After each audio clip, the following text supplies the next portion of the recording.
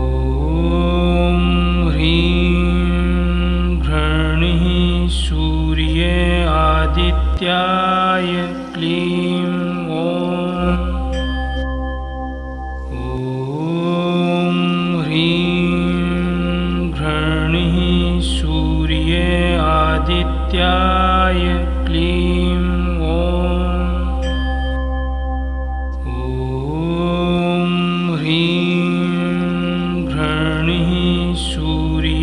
आदित्याय क्लीं ॐ।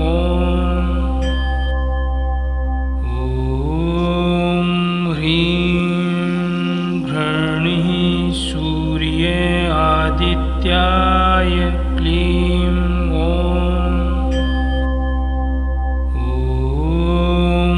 ह्रीं घृणिः सूर्ये आदित्याय क्लीं ॐ।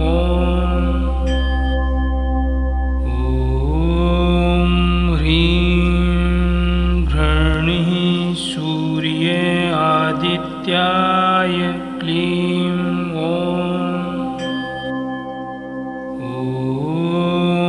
ह्रीं घृणिः सूर्ये आदित्याय क्लीं ॐ।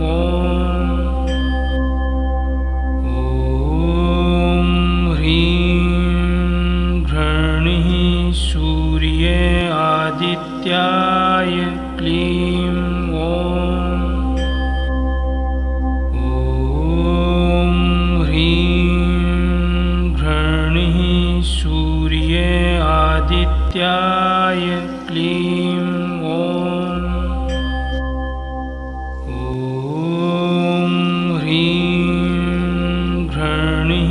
सूर्ये आदित्याय क्लीं ॐ। ह्रीं घृणिः सूर्ये आदित्याय क्लीं ॐ। आदित्याय क्लीं ॐ।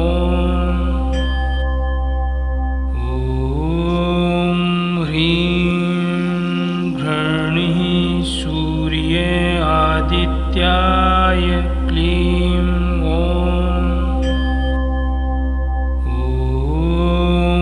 ह्रीं घृणिः सूर्ये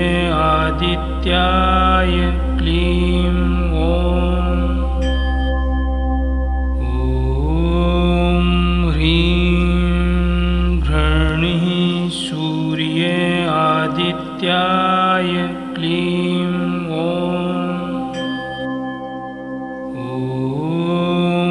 ह्रीं घृणिः सूर्ये आदित्याय क्लीं ॐ।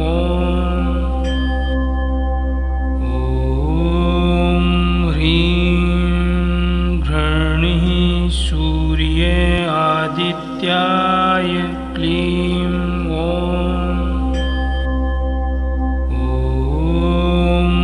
ह्रीं घृणिः सूर्ये आदित्याय क्लीं ॐ।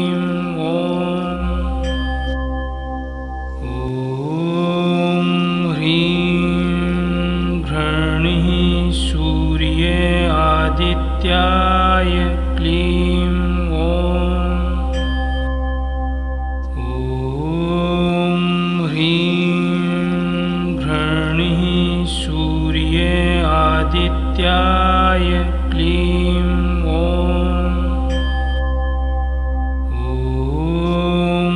ह्रीं घृणिः सूर्ये आदित्याय क्लीं ॐ।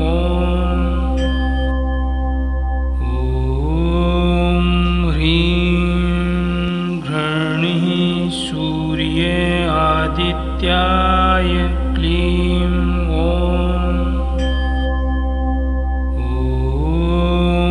ह्रीं घृणिः सूर्ये आदित्याय क्लीं ॐ।